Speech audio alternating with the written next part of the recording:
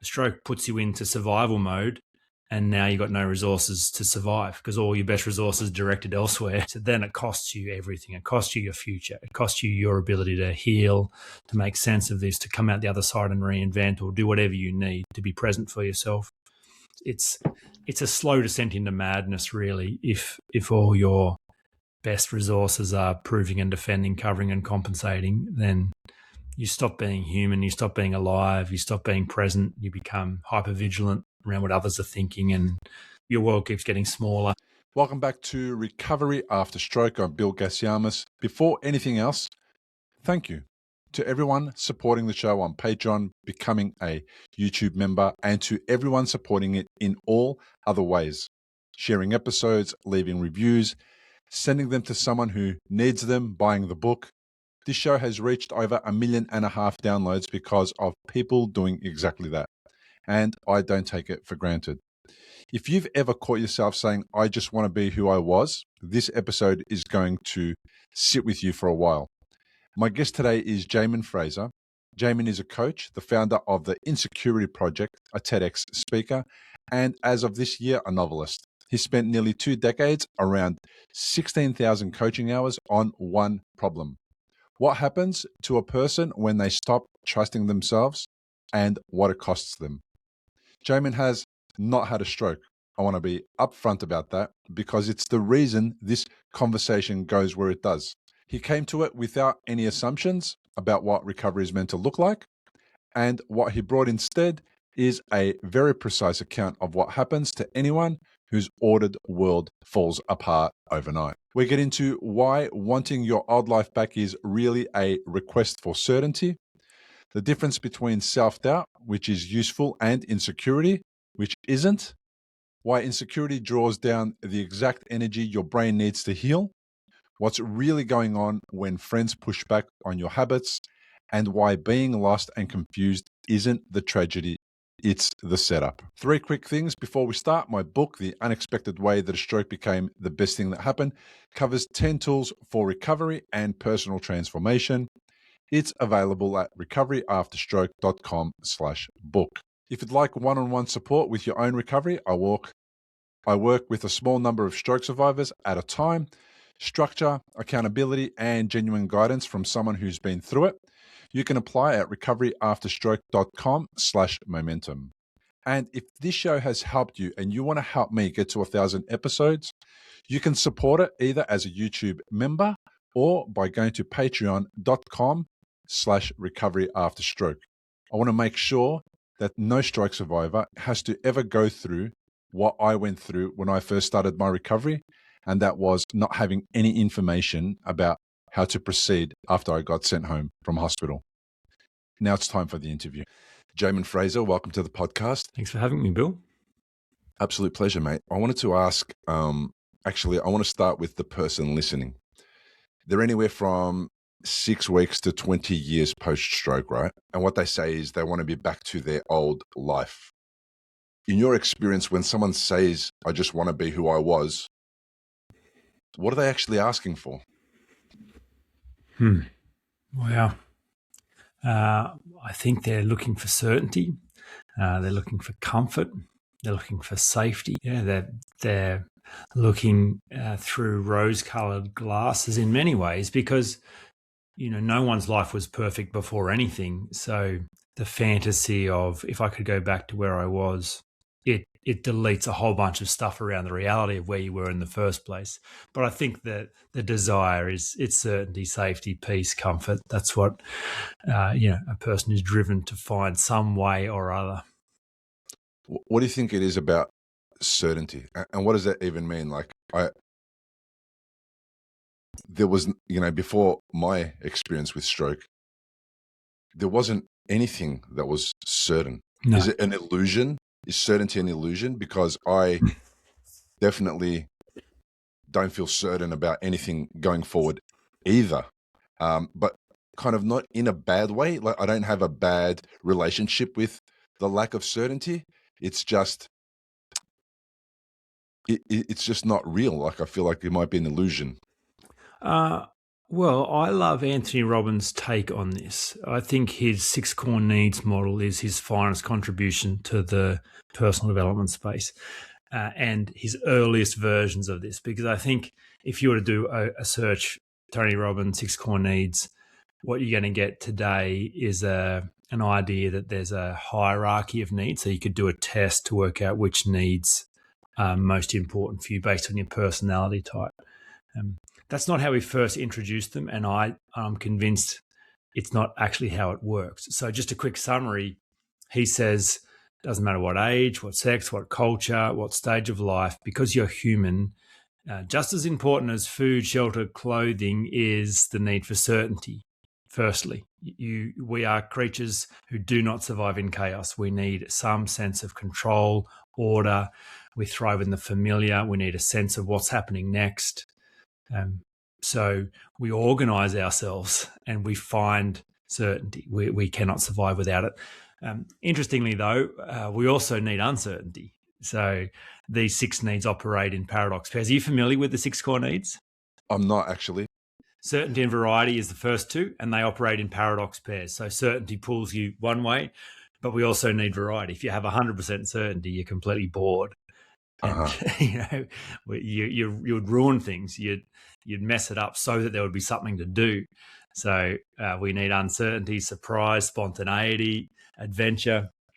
But if you mess it up, is messing it up because you need uncertainty. Is that sounds like self-sabotage? Well, it is if it's unresourceful. It is if you haven't. I mean, the aim of the game is to find high quality internal resourceful ways to meet these needs. If you don't find that, then unconsciously you'll still find a way to meet these needs, and it will be through sabotage, dysfunction. So certainty and variety are the first 2. The second 2 are significance and love. So all humans need a sense of significance, need to know, do I matter? Am I more than just a name and number? Do I have value? Is there any point to me? Now, that's a journey away from the tribe, because we're also relational beings, so we don't survive in isolation. We need love, belonging, connection, warmth, touch. So if you have 100% love and connection, you lose your separateness. And if you have 100% significance, then you're completely lonely and isolated. But we do need both. And so certainty, variety, significance, love, and then the final 2 are contribution and growth. So humans do feel the need to make a difference, add value, give back, leave a legacy, solve problems. So contribution is about adding value to others, and then growth is adding value to yourselves. To yourselves, every living thing grows. You either grow or die. So this is the need that drives us to do more, to have more, to see more, to expand our experience, one way, shape, or another. So, so it's a strange thing to need certainty. Back to certainty. It's a strange thing to need certainty for survival in an uncertain world, because you then can't help but cling to things that aren't really certain and try and control them. Cling to a job you don't like. Cling to a memory that feels familiar. Cling to a relationship that's dysfunctional. Cling to stuff that because it makes you feel certain, it makes you feel safe. There's a predictability around it. What you're describing is not that you've done away with the need for certainty. It's that you have a certainty in your ability to handle the real world. So you don't need to cling to things being a certain way. You don't need to force things to be back the way they were. You're like, that's ridiculous. Here I am now, and I am certain that I am a resourceful person, a creative person, a good person, a clever person. I'll work it out. The real world will happen to me. I'll wake up, I'll open my eyes, and I'll handle it. That's what I'm certain about. So the most resourceful form of certainty is to embrace uncertainty and back yourself. To be certain about uncertainty. To be certain about uncertainty. That is the only certainty. It's, you think, well, what is certain? Oh, well, the sun's going to come up tomorrow. For some people, it's not. Some people, this will be the last sunrise they ever see. No one's expecting that, but it happens. So we're not entitled to any more time, any more opportunity. That's not certain. It's not guaranteed. So yeah, the only certainty is it's all uncertain. So then you must find certainty within, and that will require you to examine your own capacity, your capability, and your own resourcefulness, and to grow up and mature in your own sense of who you really are. Yeah. I have this saying that I picked up from somewhere. Some dude in the Middle East, like I think in the 40s or 50s, said this thing. I forget his name. I always wanted to remember his name so I can give him credit. But it goes like, expect the best, prepare for the worst. Mm. And it kind of feels like that's how I handled my uncertainty when, the doctor turns up day one of a bleed in the brain diagnosis and gives you the most vague version of the diagnosis and said to me, there's a shadow on your brain. It could be a cancer. It could be it could be a tumor that's benign. It could be a bleed in the brain. Like, any questions? And I was like, wow. There's a few. I don't know, at 11 p.m. on a Friday night, maybe not. Let's talk in the morning. But it's like, and then after that came a lot of uncertainty. We didn't know what a family life was going to be like. We didn't know what my work life was going to be like. We didn't know whether I'd be around. We didn't know any of the things that I kind of knew the day before, which I took for granted that I knew, which was only that without knowing that there's something wrong in my head and that potentially I'm unwell, I knew that tomorrow was going to be pretty much the same as yesterday, and there's going to be some movement in a couple of similar directions, maybe a few odd ones and different ones. And I suppose that expect the best, prepare for the worst was me embracing uncertainty, the certainty of uncertainty. Does that saying kind of capture that spirit? It certainly does. However, the challenge is, no surprise, I'm going to talk about insecurity being a challenge, because then it comes back to, but then what do you believe about yourself? Do you feel like you're actually up for the challenge? Do you have the resourcefulness? What is the story you tell around your own capacity, your capability, your intelligence, your value? Because to fear inadequacy then undermines your confidence in your own ability to handle the real world. And therefore you must then cling to external certainty and long for things to go back the way they were so that you can be safe, because you don't trust yourself to be up for the challenge. Yeah. It's a real interesting conundrum, because before I was unwell, I didn't contemplate life, me, and how I interact with life, or the possibility of no life. I didn't contemplate that whole relationship. And then you're thrust in it. And it seems like people that I've interviewed, at least the 400 odd stroke survivors that I've interviewed, have not got the resources backfilled in preparation for when that day comes. And then you feel inadequate, insecure, perhaps, whatever the word is, that you can even handle this. Yeah. I've never met anyone who said, I know, I was 100% certain that I was going to handle this diagnosis from my doctors. Can you prepare for the worst? Like that whole, going back to that statement again, that saying, is there a way that we can even prepare for the worst when we don't even know what the worst is? It sounds like it might be a futile pursuit. Well, I mean, I think you and I here today are doing that exact thing. With internal resourcefulness, we don't know what tomorrow is bringing. So in some ways, we are certain in our capacity to, hope for the best, prepare for the worst. So that's not futile. I don't consider that futile at all. I think that is the only job, is to resource yourself for the real world, is to grow up, is to become mature, and the way that I think about that is self-sufficiency. When you're young, you're growing through stages of development and really learning self-sufficiency. Can you feed yourself? Can you dress yourself? Can you learn yourself? Can you drive a car? Can you earn money? And they're all the things, physical, financial, self-sufficiency. But people seem, at sea when it comes to emotional, intellectual, psychological self-sufficiency. It's like, what is that? How does that even work? And so they come into their adult world being able to earn money, being able to drive a car, being able to dress themselves, wipe their own ass, great.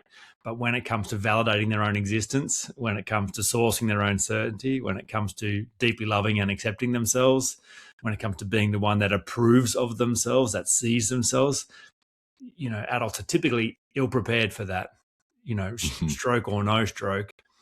And so, we're talking about when a stroke happens, but people have all kinds of catastrophes they're not prepared for, and things are fine because their ordered world is safe and predictable. And then next day it's not. And they look inside and they've never developed the resources, the internal resources of adulthood that helps them stand solid when the world is falling around apart about them. And so, primarily that is the work of the Insecurity Project. It's these conversations around existential angst, which people don't prepare for because their world's ordered. But when your world falls apart, then you really see how unprepared you are to handle difficulty and the worst case scenario if you have not examined your own sense of who you are. Mm-hmm. The world being ordered, it can be ordered in a dysfunctional way as well, right? Well, yes, that's exactly what happens. Because we need certainty.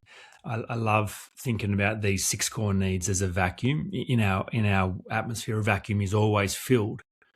So someone says to me, I don't need that much certainty. I'm more of a risk taker, I'm adventurous. Or someone else might be the opposite. I need so much certainty. I'm very risk averse. Someone looks at one of my clients recently looked at me and says, "Oh, you're a free spirit. You're adventurous. It's different from me. I'm very analytical. I'm risk averse. I'm safety conscious." But if you zoom out and have a look at both of us, I need just as much certainty as that person. Exactly the same. I can't survive without certainty. I can't survive without order. It's just that I've found a high quality, internal, adult way to order my world, so that I have internal safety, which then frees me to go into the world and experience uncertainty and play. Whereas this other person has not found an internal way to create order, so they're clinging to all the dysfunctional external forms of order. Hate their job, relationships falling apart, don't like their relationship with money, problems here, difficulties there, but it's familiar. So I better cling to it because I know it. There you go. There's some certainty for you. I love what you said, like that internal sense of certainty seems to be the biggest skill lacking in many, many people. If you have internal sense of certainty, then you don't have to control the outside world. You put the dishwasher plate in the wrong direction, when we loaded the dishwasher. This might be revealing. You park the car in the wrong bay, or all these little things that people kind of cling to make their world feel right. If they see it like that, if everyone just did the task the way that they needed to do it, then I wouldn't have a problem, right? But if you have internal certainty and you can be more flexible, I think Tony Robbins talks about being having multiple ways to be being more flexible, then you realize that there are infinite number of ways that things can be loaded into a dishwasher, for example, even though there are certainly some ways that won't be able to wash the dishes effectively, perhaps, but there are many ways, and the other person's way is not necessarily the wrong way or the odd way or the incorrect way, right? Yeah. I think I resonate with that immediately, that internal sense of certainty, and then the external world becomes easier to navigate. Is that Well, Is it that does, because then play becomes possible and you don't need things to be anything other than they are. Good, bad, or indifferent. You have an experience that looks terrible. Well, are you sure it's terrible? Or could there be learning? Could there be a gift? Could there be an opportunity? Might you meet someone? Might your life change in an unexpected way? Like, who's to say a bad experience is actually a bad experience if you're free to encounter it as it is? That's what becomes possible if you have internal safety, and that you do back yourself to handle that. And and I think it's an abstract concept for most people because they've never faced their fear of their deep inadequacy, and so it's always undermined. They'd love to take internal certainty, but their conviction, if they're really honest, and it's hard to be honest because this stuff gets pretty well suppressed, their honest fear is that there is a problem with them. There is an inadequacy. They are not up to the challenge. So if they rely on themselves, they will be found lacking and wanting. So therefore, they must look outside themselves. That's their only option. Got it. You've worked with high performers for hundreds and maybe thousands of hours, right? If one of them walked into a meeting with you and said, I had a stroke and I lost my confidence, what's the first thing you ask them? What do you mean? That would be the first thing that I asked them. I understand a little about a stroke. I think I would understand enough about that part of the sentence, but I'm more curious around the second part of the sentence. I love Jordan Peterson's thinking in so many ways, and he says, listen, be precise in your speech, because things that go unnamed become monsters that consume you. So that would be where I would start. Just, what do you mean I lost this, happened, and that made me do this? Are you sure that's how it actually worked? What do you mean? Let's have a look. So that's my whole world, is someone comes to me with a level of abstraction. They use language that's abstract. And when you use abstract language, you cannot see any of the levers that can be pulled. And so you end up feeling hopeless and overwhelmed. When you be precise, when you have a look, you actually begin to see the mechanics, the structures that are actually influencing your experience. And when you see them precisely, the levers become apparent. Like, I could actually adjust that. I could turn this. I could change this. Therefore, now I'm back in control of my own experience of my reality. So yeah, that's where I say, what do you mean? What are you talking about exactly? I love that. It reminds me of when I hear one of the most common words I hear in my interviews, stroke recovery, stroke conversations. And I'm specifically talking about stroke because that's my niche, right? That's my audience. That's the podcast. But I know this is a situation kind of that I experience also broadly outside of my stroke podcast world. My children, others that I come across is I hear the word depression and anxiety. And it's an umbrella word that people place on so many experiences, and nobody ever even really knows if I have the permission and I'm in a room with the right person to challenge them and ask them, well, do you know what the definition of depression is? And do you know what the definition of anxiety is? Nobody can really give you that. And they've taken a word and they apply it to an experience that may be completely separate from the intended definition of a word like depression and anxiety. And I kind of feel like that's what you're saying. Like somebody says, I'm depressed. Like, okay, like, why? How do you know that? That's exactly it. Anxiety is a great story, because I go, well, hang on, how were you anxious? Anxiety requires a backstory to survive. So I'm curious, are you anxious tying your shoes? Well, no. How do you do not anxiety? Well, I don't know. No one cares. I can't fail. I've done it 1,000,000 times. There you go. That's interesting. So the areas that you are not anxious about, there's no possibility of being found inadequate. Curious. So the areas you are anxious, you're only anxious because there's something about the activity you're involved in which you feel threatened, personally threatened, that someone might see your flaw. So let's not worry about the anxiety. It's downstream. Tell me about this perceived flaw. Tell me about this thing that you think is wrong with you. Are you sure that's even there? The great humor of my work is in the same as what you're saying, insecurity, talking about fear. My first question to people, what are you afraid of? And no one knows. People are experiencing fear. They can tell you that much, but so what are you running and hiding? But what are you running and hiding from? Oh, yeah, it's just this, I just feel so like, okay, interesting. So you're running and hiding. What about if we go and have a look at what it is you're running and hiding from? You might be surprised. In fact, you will be surprised. I promise you it's not what you think it is. And you've just been running and hiding for so long, you've just become convinced that there's a thing here that you ought to keep running and hiding from. I'm not so sure. Yeah. What are you afraid of? That's a very interesting question. Again, I find myself in the hot seat here. And every time I ventured down something new, it was interesting now because I'm reflecting like how often insecurity came up. The first few episodes of the podcast were, oh my God, people are going to judge it. They're going to say it's no good. You don't know how to interview, all that kind of stuff. And the best thing to do was just put it out there. And if somebody did say that, was handle it. And if somebody didn't say that, well, then there was nothing to handle. So just do it anyway. And I remember then also with my book, I'm not an author.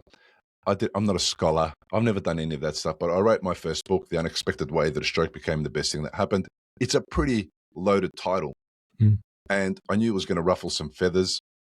But I put it out there, and the very first comment that I got from the very first post that I made was a negative one. And what I realized was that pattern was similar in that when I started the podcast, I had the exact same concern that it might happen, and it did. People did give me negative feedback. But then it seemed to me now that I've learned a few times, what happens when you put yourself out there for the first time, when you tell the world, this is what I've created, I'm sharing my creation, is part of the journey has to be something that's going to test your insecurity. It might not be a negative comment but it might be like bad sales, or it might be nobody listens or whatever. So it sounds like insecurity is necessary in some cases to kind of tackle it so that you can be better at tackling it and overcoming it and achieve more things. Do you know what I'm saying? Did I explain that correctly? Yeah, I think I understand. I don't think I agree with you, though. Okay. So here's how I'd think about it. I'd separate self-doubt and insecurity into slightly different categories. So you picked up self-doubt there. So self-doubt's a really important quality of wisdom. So, for instance, I've got a mate who races superbikes. Say he got injured this weekend, and he says, Jaemin, there's still 4 rounds left. Can you sub in for me and race my superbike next week? And I'm like, yeah. Now, I've never raced a superbike before. I do have a motorbike license, but, if I didn't have severe self-doubt, I'd be delusional. I'd be a crazy person, and I would be, dangerous to myself and the world. So self-doubt doesn't tell me I'm a bad person. It just highlights the limit of the things I'm good at. So the real function of self-doubt to me is more what you're describing. It's the limit. It says, hey, you're not actually very good at this. Now, that doesn't say anything about your essence, your value, and your worth. Would you like to be good at this?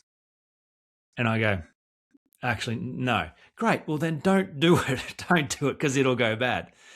I might go, yeah, I'd actually like to be good at it. Oh, excellent. Well, you have a massive skill gap. So go take however long to learn the skills and fill the skills so that you can come back with genuine confidence, with earned confidence, so that you could compete in this arena and do well. That's a wisdom conversation. Now, insecurity is this personal piece. It's like, I'm going to put myself out there. People are going to judge, laugh, critique, and then they'll see who I really am. They will see my flaws. My flaws, my inadequacies will now be exposed to the world. Now it's personal. And so to me, the definition of insecurity is really important here, because people think insecurity is somehow related to the fear of what others think about them, the fear of being judged, the fear of failing, the fear of being rejected. Right. It's really imprecise. That's not insecurity at all. It's just one or two levels deeper than that. Say, for instance, the fear of failure, which is a typical one. No one's actually afraid of failing. They're afraid of the personal implications of failure, i.e., if I try my best at something and then it doesn't work, what have I just revealed to the world about me, the problem with me? Same as rejection. No one's actually afraid of being rejected. They're afraid of, if I put my best foot forward and it's not enough and then people don't accept me, what does that reveal? What does that prove? What does that confirm about my own inadequacy? So then insecurity. About what I think. Exactly. That's insecurity. Because it's not about the other person's thinking. It's me, what I think, and then they're confirming my inadequacy. That's it. That I've generated and created, which is not even real. That's exactly right. That's the thing, which is hilarious. But when you see that, now the levers become apparent. Because if the fear is out there, then you got to control the world constantly and obsessed about it. But if the fear is here and you created it, then the levers are very apparent. You could then go examine this perceived inadequacy, trace it back to when you first described it, and examine it at its roots. Like you could go on a structural engineering quest back into the substance of your own sense of you, the language you've used to describe yourself, and check it for integrity, check it for gaps, check it for misunderstandings. Like that's the fun of what I get to do. It's take what appears to be abstract, mysterious, messy, unknowable, and treat it like a structural engineer, just by examining the structure of language. People don't do that much, do they? No. And people are insecure about being insecure. So like when I launched the Insecurity Project, my business coach said, that's the worst thing I've ever heard. Like you've picked the most difficult, scary topic and put it at the front. No one's going to be putting their hands up saying, Jaemin, I'm insecure. Can you help me? Like it's existential angst. It's the human condition. We want to be good. We're just afraid that we're not. So we run and we hide and we cover and compensate. So it's a hard topic to face. And yet the great joke is there's no actual reason for it to be hard other than the confirmation bias we've given ourselves, buying into our own bullshit, confirming our own fiction, exasperating our own misunderstanding. So there is no monster under the bed. It's just the idea of a monster that terrifies us. Are we influenced in that way by external sources, or is that a human thing, like that we are kind of pre-programmed to do just because of that whole safety issue? Because safety comes in a variety of different things. You have to be safe from people entering your home, back in the day, and harming you and your family and taking your belongings. If you're in a war-torn area, you have to be safe from the invaders and that kind of stuff. But also this discussion that we're having seems to me, as you keep going into those little beautiful deep places, it seems to me that again, it's about us creating like many barriers of safety around us and thinking that that's the perhaps not even thinking, like just instinctively creating this kind of like multi-layered safe structure that we can't be harmed in. Brilliant way of describing it. And that is the instinct. We are hardwired for safety. You cannot, like this idea, more courage, less fear, feel the fear and do it anyway. It's such a nonsense, as though you could turn off your need for safety. Mm-hmm. It's chemical, it's biological, it's psychological, it's unconscious. And that as the child is, starts in a very carefree, non-transactional experience of being themselves. I'm just here. I'm not doing the dishes. I'm not mowing the lawn. I'm not contributing to my ecosystem in any way, shape, or form. And yet I'm being rewarded, loved, nurtured, cared for, praised, fed. Turns out it's fine to be me. I can be relaxed and at ease being me as I am, without performing, without achieving, without contributing is enough. Great. And then you get somewhere past 2, somewhere around that, the game breaks down and all of a sudden you're expected to participate, to perform, to conform, to behave. And no child's prepared for that. No one's ready for that. It's such a surprise. And so the first time the child gets surprised, embarrassed, disappointed, upset, scolded, it's such a confusing experience. But all the those safety warning lights are going off through their whole being. There's a danger you didn't know about. You must pay attention. And here's the thing, the danger's in you. The danger is you're not who you need to be to survive in this world. So don't be you ever again. Be other than you, be better than you, be different than you. Do not ever show up present and unguarded ever again, or it will turn to shit. So yes, it's safe. So then you build this safe world, this safe persona, these safe structures, these familiar places where people think you're good, think you're smart, think you're strong. Also, they never see the thing that you don't want them to see, which would be the ultimate danger, and then you die.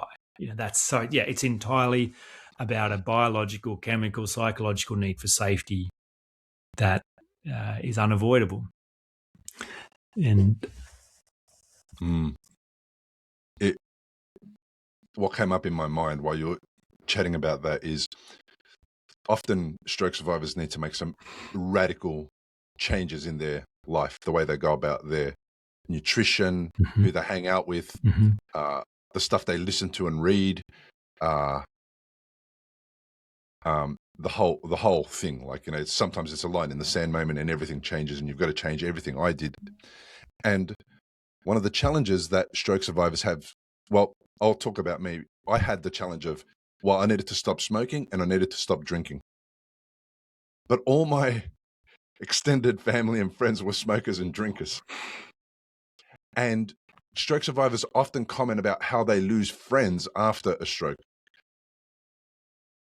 And I've kind of tried to unravel that a few times and understand what it is that makes it difficult for people to evolve and adapt and grow and stop the behaviors that perhaps led to a stroke, so that they don't have another one. And family and friends often do that. They kind of intervene in a way which says, well, what do you mean we can't have a drink when we go out? We always go and have a drink. And then that person has to explain themselves perhaps, or conform again, just to be part of the group. The question is, are we also dealing with the insecurities of our family and friends when we find a way to overcome our own insecurities perhaps about something, and then we start to change and evolve and move forward? Are those people feeling like they're left behind? Sometimes the sentences that people hear when they try and stop smoking or drinking in a particular situation are, "You've changed." It's a bad thing, but it's not said in a positive way. No. People experience it on both sides of the coin in a negative way. The person who's saying to their friend who's had a stroke, who's trying to not have another one, is saying, "You've changed, and I don't like the way you've changed." And the person changing is hearing, "I'm changing, and now people are having a bad experience because I'm changing." What's all that about with that other person in our life? It's such a great question. Genuine question, can I take 5 minutes to answer that question? You can, absolutely. Because I think this opens up a possibility for a window into a whole different experience of life if you're willing to go down this thought experiment. So I am. Let me switch my heater off. It's getting too hot in here. So I've just finished writing my first novel. It's a five-year project. I thought it was impossible, and then turns out it wasn't. It turns out I learned a lot about myself and the process of writing, and it's been a thoroughly delightful experience. But great storytelling, great fiction writing typically follows some kind of hero's journey trajectory. You've got a small, weak, lost, strange hero who, for whatever reason, says yes to a call to adventure and embarks on a journey of self-discovery, and eventually has to go do the thing that only they can do. Along the way, they meet a wisdom character. There's a Gandalf, there's a Yoda, there's a Dumbledore, Mr. Miyagi. But eventually, the hero's got to go face the biggest fear and do the thing that's impossible. And when they do, they come out the other side transformed, and then they return home with that transformation and their whole world benefits. So it is the process of transformation. It's the process of potential. It's the process of destiny. It's the process of seeing a person fulfilled in their experience of themselves. So a writer is bringing you in along for that journey. Now, if the writer transforms the hero magically or supernaturally, it's a horrible story. If the writer goes, here's the weak person, they went to sleep and they woke up the next day transformed. Who knows what happened? It was just, you're like, really? What's the point of that story? Like, that's a horrible story. If the transformation happens in a way that's supernatural or magic, it's false. The transformation happens through overcoming of obstacles. The weakling becomes strong by overcoming resistance, and the resistance is almost always through the form of characters. So the writer says, enter stage right the bully, enter stage right the villain, the parent, the trickster, the joker, the judge, the king. And so the hero doesn't know the story's being written about them, and so experiences all these characters very personally and wishes the characters would go away. But the audience kind of sees the gift in the character, sees the opportunity. When the audience sees a bully harassing a victim, what the audience is rooting for is that the victim would rise up and punch the bully in the nose. And something transformational happens if that victim ever does. They actually then receive the bully's gift. All along, the bully had this gift of personal power delivered in the form of oppression. And because the victim had to find such deep strength that they didn't even know existed to rise up and finally say, this ends here, they'll never be the victim again. And so in that way, they're transformed. So you could make a case to go, oh, thanks, bully, for being a good bully, because you made my life so hard, I didn't think it was possible to overcome you. Thank you. It's not personal. So a writer then is not going to write an empathetic bully, a very emotionally intelligent, compassionate. They're going to write a thug. They're going to write a dullard. They're going to write someone who's big and does not change. And even though the hero wants the bully to change, if the bully changes, if the bully goes to a spiritual retreat and comes home a changed man and then apologizes and makes it up to the victim, it's kind of nice, but the audience is going, but the victim didn't have to become stronger in any way. So they're still just as strong, and the next bully's coming and they're no better prepared. So all that to say, I love treating our own lives like this hero's journey story. I love gamifying the experience. I love going, this insecurity. A lot of people think, if only I had a different experience of childhood, then I wouldn't be so insecure now. If only there weren't so many difficult people blocking my path, then it would be easier for me. Like, what do you mean? Like, that's not the tragedy. That's the setup. That's how the game begins. Like, that's how the tension's created, so that you have a gift of being able to overcome. So these people exist for you. And yes, they're in your way. Great. Yes, they're making it hard. Perfect. But we only play hard games. Like if you're playing footy and it's, last year's premiers versus the under 10s girls side, and you win, that's a very embarrassing experience. Like that's a horrible thing.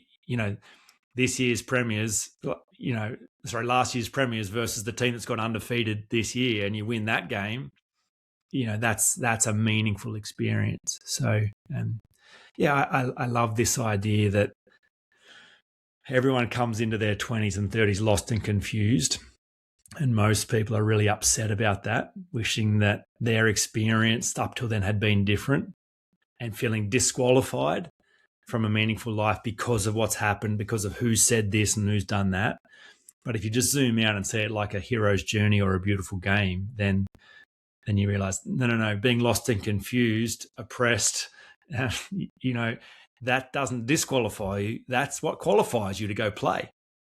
Now you can begin. Now you can begin this journey of self-discovery to go all the way back to the beginning and see who you've always been all along. So it's a very different way of thinking about life. But I'm constantly confronted with people who treat the stuff that's happened to them as wounds.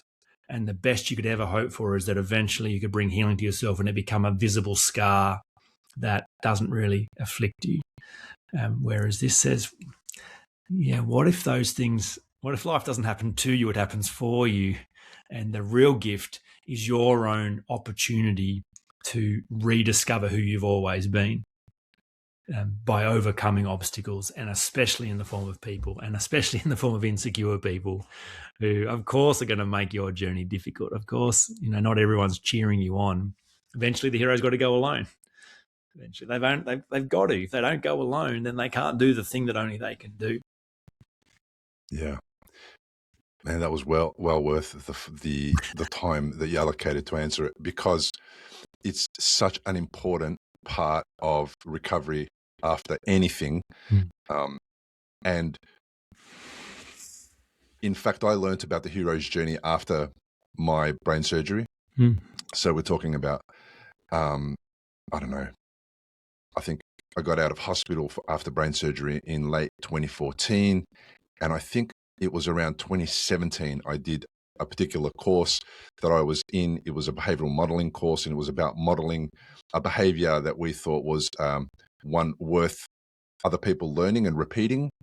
And the person who was running the course, awesome friend of mine and mentor and teacher, a gentleman called Marvin Oka, he spoke about the hero's journey as part of this course to teach us about like how to tell a story. And I hadn't grasped the concept very well, but because of that course, my first book was able to become a reality. It took 4 years for me to make that happen, and I released it in 2023, somewhere there. And since then, I've done a bit of a deep dive into the hero's journey and understanding how to take people through a story. And my next book is structured that way. There's a moment where life is quote unquote normal, and then there's an event, and then there's everything. There's been a spanner thrown in the works, and everything is not like it used to be. And now there is this post-traumatic growth experience that you can go on. And if you know you're going on it, it's easier to go on it. But some people are not aware that they might be going on this journey. They're just programmed from a previous way of doing life that these things are all terrible and bad, and they're not good. And there's no growth, and there's no learning, and there's no opportunity. But there is. But we just framed it in our past way of thinking, and it's not applicable now, even though we're still trying to apply it. And what you said about the bully, I remember at school, if I was a victim, bullies used to seek me out like a mosquito knows, who to go and sting, right? Yeah. But then the first bully I punched in the nose was it. That was the key to unlocking the whole how other people perceived me in those types of situations. And then none of the bullies turned up to have a go because they weren't going to get, or perhaps they saw that my response was going to affect their insecurities about themselves, right? And realistically, when I was going through stroke, stopping smoking, stopping drinking, stopping attending the particular venues where smoking and drinking happened so that I can avoid smoking and drinking, it meant that certain people couldn't associate with me anymore. And it's not that they were bullies, but when I learned how to manage that situation once, the others that I now interact with don't require us to interact in a way that includes smoking and drinking in a particular venue. We can have just as meaningful interactions without the smoking and drinking, without being in that venue, just being in a different location, doing a different thing. And there's no one feels bad about that interaction. I don't feel bad about it because I'm not partaking in something that the other person wants me to partake in, and the other person's not feeling bad because they're partaking in something that I'm not partaking in. And we're there for the same reason. We're there for the catch up. We're not there for the smoking and the drinking. Yeah, and that's often the way when you break through an archetypal character. A bully is a great example. It's not uncommon that there becomes a level of respect, a mutual respect, post that violence or post the standing up for yourself. And it's not unheard of that bullies and victims become friends and respect each other. And so there must become a line in the sand where it's like, whatever it costs me, if the smoking, drinking example, if you never talk to me ever again, if you cannot, then that will be okay. But I cannot go here ever again, and I won't. And you cannot make me, and I won't be made. And so there it is. Great. Your audience is watching that, cheering, okay, yes, transformed. Never be a victim again. And then on the other side of that, it's often surprising what happens in those relationships. And it's not uncommon for mutual respect, even though it's not guaranteed and you have to be willing to let go of it completely. Because, the hero's got to go alone. We're talking about it like, we're kind of having a philosophical conversation, an intellectual conversation. We're doing all of this stuff. And I remember being literally on the football pitch fighting with a kid. And then once we'd thrown the punches and everyone had done what they had to do in that moment, it was, are we done? All good? Yeah. And it was. Yeah. And we were done. And we were all good. And it was instinctive. Like I wasn't even 10 years old or 11 years old or something. And then we got along forever. A quick aside, but on the very same thread, if you keep thinking about characters like archetypes, do you know the hardest but the most exciting, the most wonderful, and the most the biggest opportunity, the person in your life or the people in your life to treat as characters, not the bullies. Any idea what makes the top of my list in terms of the characters with the biggest opportunity for growth? I'm kind of drawn to say family, my family, but family, parents make the top of the list. Yeah, and I think Sigmund Freud's greatest contribution was that the nest is the hardest challenge for the human. To break free from the nest is number one, and all dysfunction ultimately comes from the nest, the familial relationships, exerting unconscious pressures from the parent to the child and the child to the parent, outliving their usefulness. And so, but in the same way, like no victim when they're being bullied wants to see it like an archetype, wants to see it like a gift. They want to be rescued or they want the bully to change. It's impossible to face a bully. Same with the parents. It's like, you don't understand. This is my dad. You don't understand. Like, it's just, blood is thicker than water. You got to be there for family. Like, it's just how it's always been. The way my parents make me feel like no one wants that tension and would hope that the tension just goes away. But if you see it like a great story, it provides the greatest opportunity for your own sovereignty. The bully's gift is personal power. The parent's gift is sovereignty. Because when you were born into their world, it's like you're born into a kingdom, king and queen on the throne, and it's their arbitrary rules. In this world, this is how we do it. You don't like it? Bugger off down the street. But here, do this, don't do that. Why, Dad? Don't ask why. Just do what I say. So the parental relationship, parents are right even when they're wrong. And that's a really important distinction for the nature of those relationships. And so you are a subject inside a kingdom, their rules, their map of the world. They're right even when they're wrong.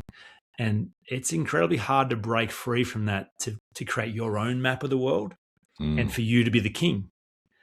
But if you see it like a setup and a game, well, then Freud says you must live as though your father is dead. Like, you must depose the king. So if the king gets off the throne, if the king bows down to you, if the king goes, oh, your map of the world now is better than my map of the world, your way of thinking is better than my way of thinking, then there's no challenge, there's no resistance to overcome. So my favorite way of describing the role of the parents then is actually, it's not to love and support and empower. They might do all that, but their central function in the hero's journey is to confuse you about who you really are. Wow. So that the game can begin. Like, everyone comes into their 20s lost and confused, and the primary confusers are parents, because they impose their map of the world. They have their own sense of who you are and what you ought to do, and it doesn't suit a single person to be born into the family they're born into, and yet here you are having to adapt and fit in to a pre-existing ecosystem with rules, values, culture, and then you're given that name. So it's like, you are this is who you are. It's like, wow. No, it's just a bit of language. Like Jaemin Frazer. I'm not Jaemin Frazer. What do you mean? Like, I was born into a family and those words were put on me. That's not who I am. And so the confusion of growing up thinking that's exactly who I am, this is the limit of my experience of life, and I cling to this as my whole certainty, is so wonderful, because it's the ultimate resistance to break out of, to examine the structure of that, to examine the confusion, and really go back and reparent yourself and really be the one who actually knows who you've always been, and to nurture that into the real world, and then to become sovereign. And you're sovereign when you become the one who's right, even when they're wrong. So you got friends and family saying, what do you mean? It's not, you need to be able to have a smoke. You got to be able to drink. That's what everyone does. And you're like, not in my kingdom, we don't. In my kingdom, we don't smoke and we don't drink. You're an idiot. That's stupid. Well, I'm the king and this is my sovereignty. And if you want to come play in my world, this is how it works. And so many people are faced with those challenges, then they keep pulling back from the edge because of the relational cost, hoping, wishing the world would go easier on them. But if you see it like a story and a game, it's like, it's a setup. It's all a setup. So you could be the one who unconfuses yourself by having to overcome the relational resistance in your world and discover who you've always been. And we know it innately because we've all had that dad, mom, whomever, like, I did what I had to do when I was in your house. Now, this is my house. Now, this is how it applies. Yeah. If you don't like it, you don't like it. Like, I've actually thrown my dad out of my house in my 20s when we moved out because my wife and I got married and we had kids and whatever, and they'd come over and visit to see the grandkid. You know, my dad would do the whole over helicopter grandparenting, you know. You know, the kid's cold or the kid's this and the kid's that. You know, we lived with this kid 24 hours a day, 7 days a week for 5-6 years, you know, like we knew its needs, you know, my son's needs. And my dad just wouldn't have it that what we were saying wasn't, that we were saying was correct or was okay or was fine or whatever, you know, everything was good. It was just his insecurities, I think. And it was like the first time that I really rebelled against my parent and said to him, listen, man, if you don't like it, get out. And he actually got out. He got out of my kingdom and he went back to his kingdom where things were normal and he could run the show because he couldn't run the show at my kingdom anymore.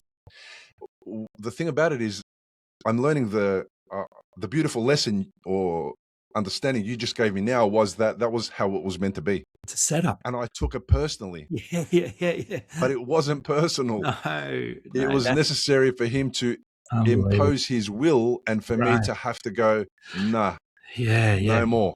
Because if he gave it to you freely, nothing gets enlarged in you. You miss the opportunity. And then here's the funny thing. If your actual parent does get out of the way too soon, unconsciously, you replace your actual parents with other archetypal parents. You'll go find someone else and you'll bow down to their kingdom, someone else who knows better than you, someone else who's telling you what to do. You will submit to some other wisdom and they'll be an overlord. They'll be oppressive. It's how it works. Like, so in the archetypal world, you either evolve or you repeat. So I've had people say, no, I left home at 18. It's not my parents. Oh, great. But you never got the gift. You're not sovereign. Now you just found this person and that person and this person who's still telling you what to do. You're still a boy. You're still a child. To be a man requires a battle. You must become sovereign. That's a setup as a gift for you. And the characters play a role for you. It's stunning when you see it. It's stunning now because you've shown me, and oh man, I've kind of done the whole forgive your parents for the things that they did or said to you because they did the best with the information they had available to them, right? And I've done that. But this is kind of another level of that, like just totally understanding that that was all necessary. It's the same as it was necessary for my friends to challenge my not smoking and my not drinking. It's necessary for me to take the next step to put some certainty into my how much I was going to contribute to my ill health or not. You're listening to Recovery After Stroke with Jaemin Frazer, coach founder of the Insecurity Project and someone who's spent close to 20 years on the question of why capable people stop backing themselves. If what Jaemin's been describing has landed, his work goes considerably deeper than we can in one conversation. He's just finished his first novel after 5 years on it, and he's spoken about purpose on the TEDx stage. Links will be in the show notes. And if you're listening to this thinking, this is me, but I don't know where to start, that's the gap that I work in. I take on a small number of stroke survivors at a time for one-on-one support, regular calls, accountability, and someone to talk it through with who's actually been there. It isn't therapy and it isn't medical treatment. It's structure and lived experience.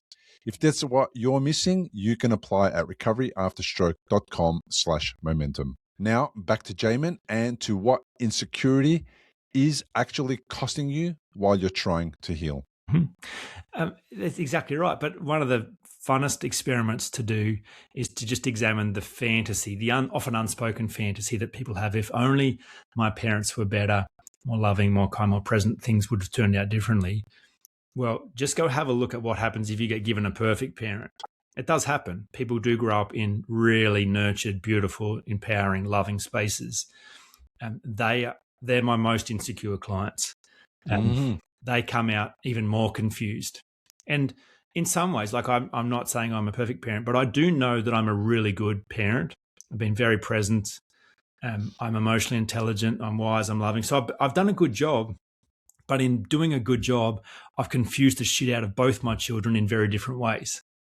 So my daughter, who's quite similar to me, often really enjoyed my way of seeing things and my thinking, and so would seek me out for counsel and wisdom at difficult points in her life. And I would always have wisdom for her, and it was wisdom that would work.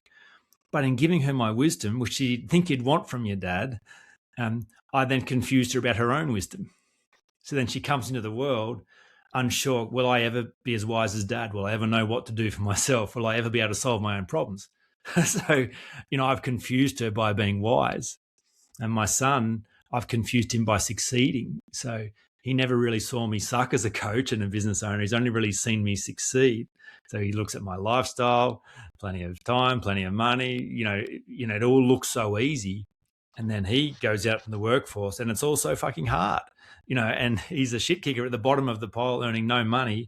And he looked at me, he's like, I'm incapable. I will never get to where you are. So you've set the bar too high and now I'll never get it. And so it nearly destroyed him, that revelation. So if you can see that there's no way around it, that's your parents' job, to confuse you. You cannot protect your own children from insecurity, and nor would you want to, even if you could. It's the necessary setup of the game so that you can come into your 20s and 30s lost and confused. And that's not the tragedy, that's the setup. Now the game can begin. Oh, man. So many insights here. I love it. My book, I'm the confuser. That's the whole purpose of the title of my book, The Unexpected Way That a Stroke Became the Best Thing That Happened. Yeah, that's great. Oh, man, it's just a completely different way to think about it because that's what I do. And often I'm 14 years out from all the journeys and the struggle and the drama that I've faced. So people come to the podcast, they listen to an episode, they see me in the way that I interact and talk, and they think, oh, I'm so early on in my recovery, I'm never going to be like Bill. Yep. And I'm not intending to make people Mm-hmm. feel like they need to be like me, or that I've just got here from there and I talk about my stroke like nothing. Mm-hmm. Like, that's not my intention. My intention is to provide you with things to think about that are not in your thought process under normal situations, or you've never considered, or you didn't know you needed to know about, or whatever it is, right? And again, it's that my role is to be the confuser. Mm-hmm. It is to take the seat, to have the conversation, and then to generate confusion. And then they often come out in questions in, the YouTube channel or via an email, or it often opens it often opens like a rabbit hole that people then need to go down and investigate themselves to become more certain, less confused, or more secure, or whatever the word is that, that the experience that they're chasing or they're feeling they need to find.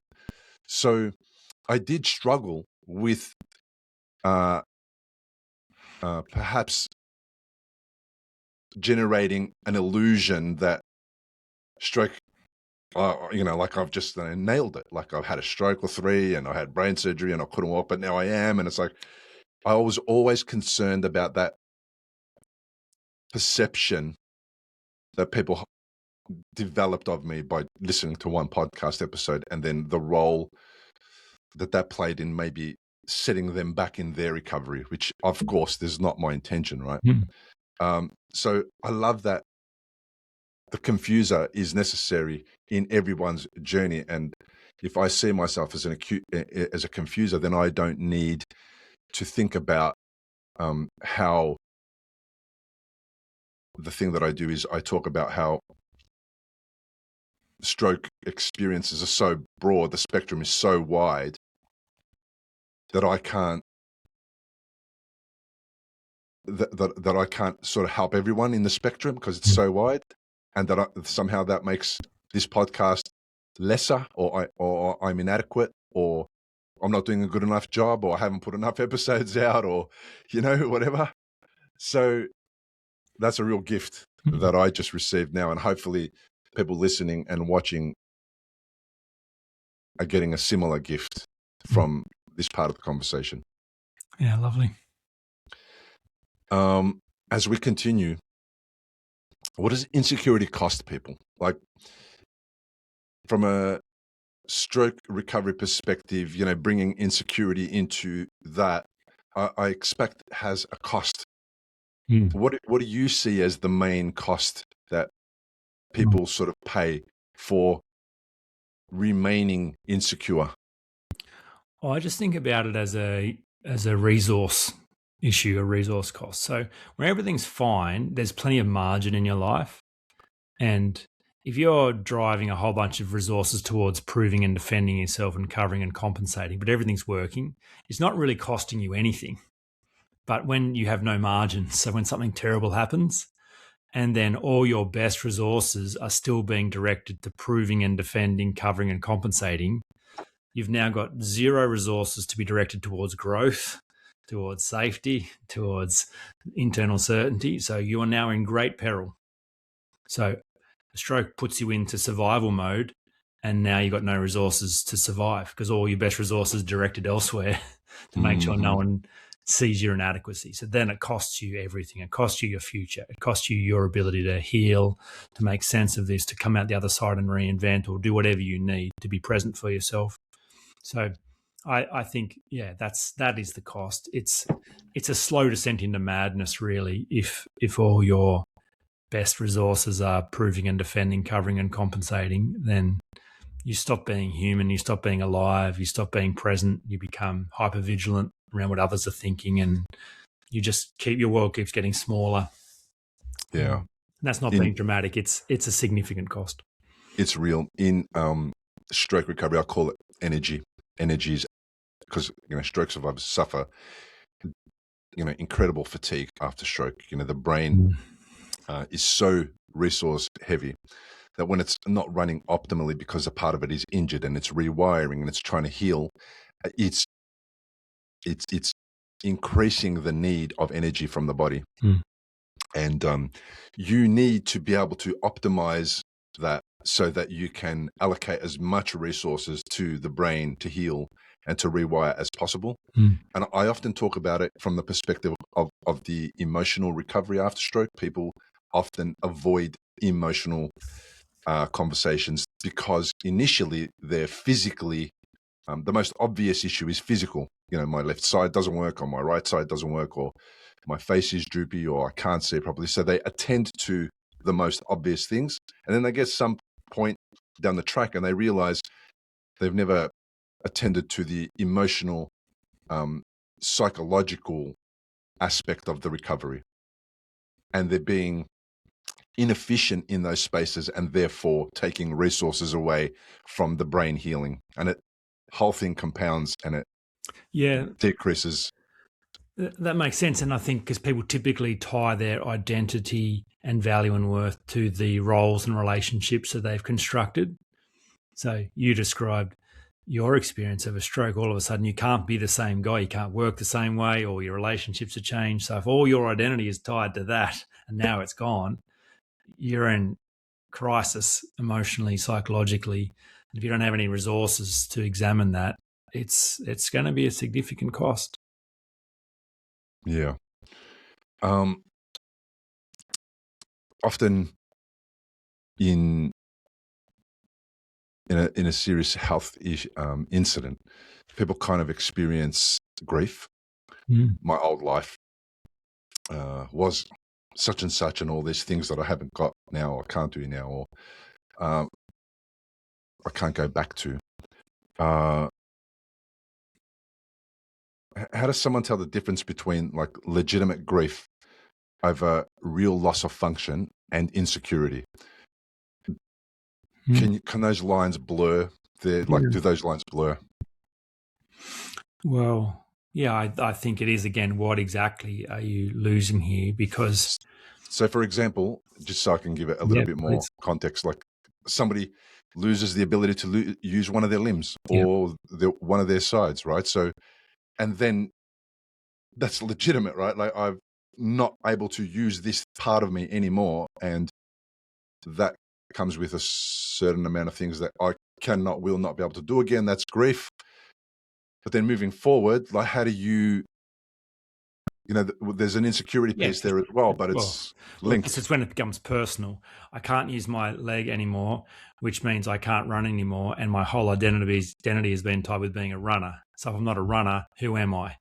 So now there's not only the loss of a limb, there's a loss of an identity and a loss of a strategy to demonstrate your value and worth to the world. So now insecurity is exposed. So there's grief, and then the exposure, the personal exposure is the real, that's going to hurt a lot more. And the lines will blur very clearly in there. But of course, that is a grief. You have lost something that you enjoyed, and that is to be acknowledged and understood and appreciated. That is a sadness. That's a loss. That's appropriate to feel sadness. And the danger is when it becomes personal. That's the whole insecurity conversation. Then you put yourself in great peril and can spiral into all kinds of dark places. And then you have to cling to something else. So, I've seen lots of people. I'm training for Sydney Marathon at the moment. My Instagram feed is full of Instagram runners. One of my friends yesterday read an article. He showed me that the top job in the world now is shit runner, good Instagrammer. It's just people are making careers out of being mediocre runners but good at Instagram. But my feed is full of people who are proving something with their running. Like, this tragedy happened to me, so I'm proving I'm a good person by my resilience and my ability to do ultra marathons. Oh, good on you. So, so then someone has a loss, a physical loss. They go past the grief of the physical loss. It's personal, but now they're so driven to cover that personal by then using that as another opportunity to prove they're awesome by now being superhuman and doing more than the average. I'll show them I can still run a bloody marathon even though I've had a stroke, even though it takes me 7 hours, and then I'll be the most famous stroke surviving marathon runner that ever existed, and then the world will know I'm a good person. So, it can get all kinds of crazy when people don't deal with the insecurity and then feel driven to keep going back into more creative ways to prove and defend themselves. What's the right way to sign up for a ultra marathon then? Is there anyone running an ultra marathon who isn't running because of insecurity? No, it's not possible. You need to have some significant childhood trauma driving you, some demons. Like those guys are crazy. I got friends that do ultra marathons. Same. I love them, but they're all crazy. Same. Yeah, I don't know. It's probably, of course, it's possible. There are people who love to run and are very good at it. I think some of the Jim Walmsley characters, they're really elite of the elite ultra marathoners. Their body is so extraordinarily shaped and designed for that. It's a credit to them. Like they're better suited to an ultra marathon than a road marathon. So they're really showing up doing the thing. But there's a lot of people out there just entirely driven by reading David Goggins' book to I was going to say, harden up, stop being a little bitch, and prove to the world you are good by how much you can suffer. I was going to say that about David Goggins. He seems to me like to be the epitome of the insecure runner who's running from something or chasing something he's never going to get to. There's no end because he gets older and he's still got to keep proving, fighting against the younger people. There's no exit strategy to that. That ends badly. You can't ever go, okay, I've done enough now. There's no date there. It's just keep going, never end. The next thing, the bigger thing, the harder thing. So, yeah. What are the tells? I'm listening to this right now, like, and I want to know whether this is me, right? So, what am I looking for in my own behavior this week? That is evidence of insecurity. Prove and defend, like, is the generalization. If sometimes that's too abstract for people, but that might be enough just to notice what is the motivation here. If there were nothing to prove and defend, would I still be doing this in this way? Because to me, like I got to do a TEDx talk a few years back around purpose, find your purpose. And that was the theme of the conference. And I said, well, in order to find your purpose, you've actually got to eradicate insecurity, because what looks like purpose, there's a lot of people out there, this is my purpose to solve this problem and chase this mission. When you look a bit closer, what they're actually doing is look at me. I'll show you how valuable, how good I am by my work in the world. So it can't be your purpose to prove that you matter. It can't be your purpose to prove that you're good, smart, strong, beautiful. That can't be your purpose. That's your work. That's your adult work to resolve what it is that you have said about yourself. And is it accurate? Is it fair? Have you misunderstood? So that you can come into the world with nothing to prove and defend, and then connect to purpose that's not even about you. That's bigger than you. So he could just show up with kindness and just, optimize for aliveness. Do the things that give you joy. Do the things that are meaningful to you, not because you need it to validate, approve, support, endorse you. So, yeah, that's the broad answer to the question. If you're willing to do an inquiry around the motivation, prove and defend, or if I had nothing to prove and defend, but I still think about this in the same way. What need am I meeting here? Am I looking to this external thing to give me certainty or significance or love? To cover an absence of my own willingness to give that to myself. I think, insecurity is always a conversation about perceived inadequacy. And I'm convinced there's only 7 versions of that. Is it that you're bad? Is it that you are worthless? Is it that you're stupid? Is it that you're ugly? Is it that you are weak? Is that you're weird or a loser? And so I think then if you notice any motivation towards the opposite, I'm trying to be good, I'm trying to be smart, I'm trying to be strong, I'm trying to be normal, I'm trying to be a winner, I'm trying to be beautiful, I'm trying to be whatever the other one is that I missed, then it's still insecurity driven. The motivation is to move away from something you're sure and to drive towards the other. So, yeah, when you really are willing to examine the structure of that accusation in the first place, you will have misunderstood, and you can then free yourself from trying to not be one and desperate to be the other, and just be you. I found, I love that. I came across purpose and meaning for the first time after 3 brain hemorrhages and brain surgery, right? Like before that, I just fell into go to work, make money, buy a house, buy cars, put the kids through school, make sure the kids are safe, make sure the kids are fed, do this for the kids, do that for my wife. It wasn't intentional at all. It was just like, okay, this is what you do. You do this for all those people. Then they become teenagers, they leave the house, and it's like, okay, what do I do now? I don't know who I am or what it is. The podcast was about me at the beginning. It was about me finding people that were like me to help me get through what I needed to go through, because it's isolating going through a stroke and not understanding what's happening and how to navigate it and all that kind of stuff.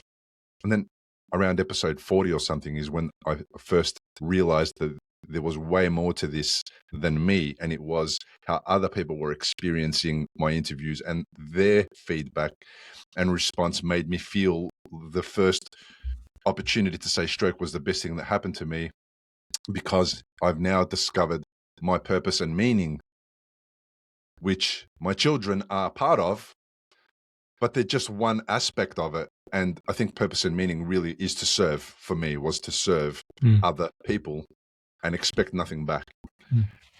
And it just was what enabled me to overcome those insecurity hurdles and barriers, which were the what will people think of me, which was then initially it was about me. And now there's 400 episodes and I don't really care what people think of me. It's serving the need out there in the community, and people are engaging however they want to engage, and I don't have I don't have an expectation on how they engage. It's just, it's going out there. It serves the community. It makes a difference, and I don't feel insecure about it. But I did at the beginning, which was really interesting, to find myself insecure about serving the community, because I started off with serving myself, and it was self-serving.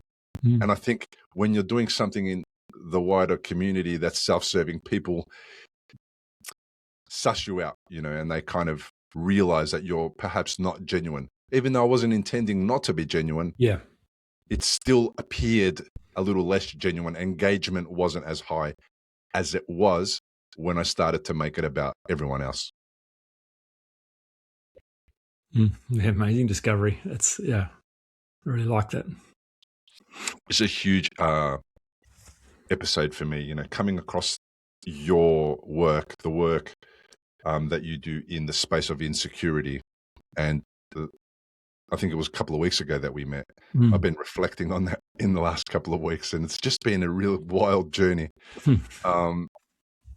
So, I mean, this could be a massive conversation. It could go longer and longer, and it doesn't need to. I suppose as we kind of get to the end of the interview, I want to, I don't want to do this, but just the nature of the format sort of requires it, is that like, what's the out? How do we wrap up a conversation about insecurity to people who may have never had the opportunity to hear somebody whose work has all been about overcoming insecurity? Like, how do we wrap that up in a nice little bundle and make it a beautiful outro to an episode like this? Maybe people know the word insecurity, but it's the first time they've heard about like the deeper topics that we've discussed. How do we kind of wrap it up? Well, contrary to the general experience and opinion of insecurity, where it's just a thing that all humans share and you just kind of hope it doesn't affect you too much and see how you can manage it. I'm absolutely convinced it's a solvable problem. It's a very predictable problem. It's a very boring problem. Like having delved into this for 16,000 coaching hours over nearly 2 decades. It's like, it's just so straightforward. There's not ever an experience where someone tells me their story and I'm going, oh, geez, wow, no, you're rooted. That's outside the scope. Sorry. Just like, yeah, I mean, of course, it seems like a really complicated, unique experience. It's really not. It's no one escapes their childhood without getting confused about who they are. And that's not the tragedy. It's just the setup. So there's a gift waiting for you if you'd like it. And the gift is you get to go on a hero's journey and be the hero in your own life and rescue yourself from your own worst opinion about you as a kid. What a fun ride that is. Like, I don't know, is there anything more exciting than that? So yeah, it's a solvable problem. You can eradicate it because it's not built on actual substance. There's actually nothing wrong with you. It's just the idea there's something wrong with you that you formed as a child and then agreed with your own assessment and wrapped it in certainty. So then you just gathered more and more evidence to prove it's true, and it's become a self-fulfilling prophecy. But if you're willing to go back to the beginning, which no one wants to, by the way, it's like, can't you just fix it from this end? Can't you just buy a jump? I saw someone at Parkrun last week wearing this jumper that said, "You are enough." Like, problem solved. I'll shut down the Insecurity Project and just buy a whole bunch of these jumpers. That ought to do it. Like, oh yeah, why didn't I think of that? You can't solve it from this end. You can't just try now. Now I'm just going to be kind to myself. Now I'm going to think good thoughts about it myself. Now I'm going to tell myself, no. You will have to deconstruct the world you've built for yourself and rebuild it again. That's the fun of this. You'll have to go back to the beginning, to the misunderstanding, to the moment in time where you encountered the adult world and you perceived inadequacy for the very first time. And there's always a very first time. It's not where you started, but there was a catastrophic moment in your childhood where you went, oh my goodness, there is a lack, a limit, an inadequacy. And the fun of it is you can narrow the field search. You're only looking for one or more of 7 things. Like it's all in there. No one escapes that. So if you're willing to have a look at it, you can actually have a look at it. You can survive it. And more than that, you could actually become the person you've always dreamed of, the person you've known has always been there, by breaking through the confusion you've lived in about your own value and worth. And see, that's why you're never going to have a T-shirt, because you can't fit that. That's right. On the back of a T-shirt. Wait, stand still. Hang on. Turn around. Under your. Yeah, that's exactly right. It's always the problem. I get interviewed on Insecurity all the time. This has been one of my favorite ever conversations, and I'm not just saying that to you, Bill. Often I get asked questions, pre-prepared questions. Okay, can you tell me about insecurity, Jaemin? And you've got 30 seconds to wrap a short form. Okay, next question. Where did insecurity come from? And it's like, oh man, it's a difficult subject. It needs a bit of unpacking, so to be able to let it breathe and have a conversation like we've had, I think it just really gives people a window in to go, hang on a minute, maybe I could have a look at my own insecurity. Maybe it's not too big, too scary. Maybe there's even a gift in here. Okay, that's interesting. And I'm going to take that with me to the rest of my week and my life. Thank you so much for joining me on the podcast. It's been an absolute pleasure. Thank you, Bill. Well, that was Jaemin Frazer. And what a cool episode. That was one of the more useful hours that I've spent. The part I'll be carrying around is the resource around argument. Proving and defending yourself costs energy. And when everything's going well, you've got enough spare capacity that you never notice the bill. After a stroke, you don't. Every bit of energy spent managing how you appear to other people is energy not available for rewiring and healing. If you've been wondering where your reserves are going, that's a place worth looking. And the line I suspect will stay with a lot of you: being lost and confused doesn't disqualify you. It's what qualifies you to begin.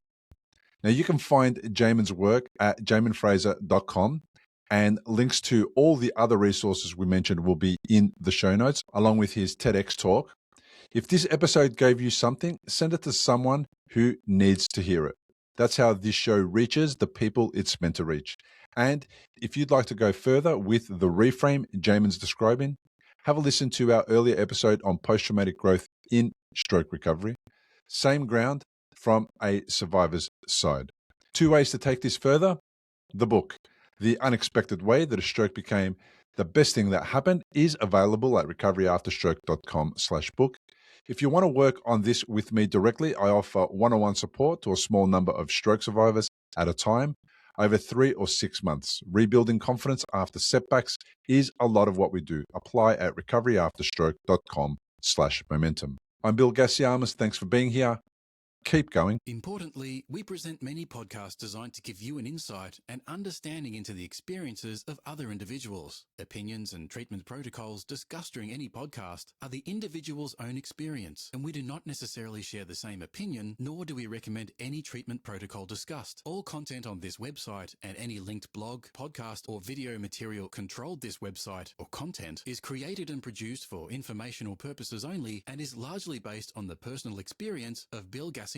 The content is intended to complement your medical treatment and support healing. It is not intended to be a substitute for professional medical advice and should not be relied on as health advice. The information is general and may not be suitable for your personal injuries, circumstances, or health objectives. Do not use our content as a standalone resource to diagnose, treat, cure, or prevent any disease for therapeutic purposes or as a substitute for the advice of a health professional. Never delay seeking advice or disregard the advice of a medical professional, your doctor, or your rehabilitation program based on our content. If you have any questions or concerns about your health or medical condition, please seek guidance from a doctor or other medical professional. If you are experiencing a health emergency or think you might be, call 000 if in Australia, or your local emergency number immediately for emergency assistance, or go to the nearest hospital emergency department. Medical information changes constantly. While we aim to provide current, quality information in our content, we do not provide any guarantees and assume no legal liability or responsibility for the accuracy, currency, or completeness of the content. If you choose to rely on any information within our content, you do so solely at your own risk. We are careful with links we provide. However, third-party links from our website are followed at your own risk, and we are not responsible for any information you find there.